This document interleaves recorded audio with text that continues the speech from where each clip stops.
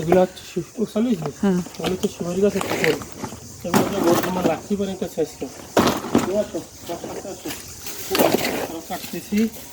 এগুলো দিয়ে ওর জন্য বড় লাকড়ি বানায় দিতেছি ভাই, এগুলো দিয়ে রান্না করবো। ঠিক আছে, পেঁয়াজ দিলে ভাও দিচ্ছে দিক। এগুলো করতে অনেক ভালো লাগে, তাই না?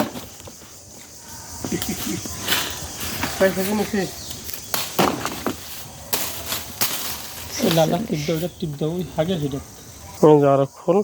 এগুলো আমাদের সুপারি খোল, এগুলো দিয়ে ভাত রান্না করা হয়। এগুলো অনেক সুন্দর ঝলে চুলে।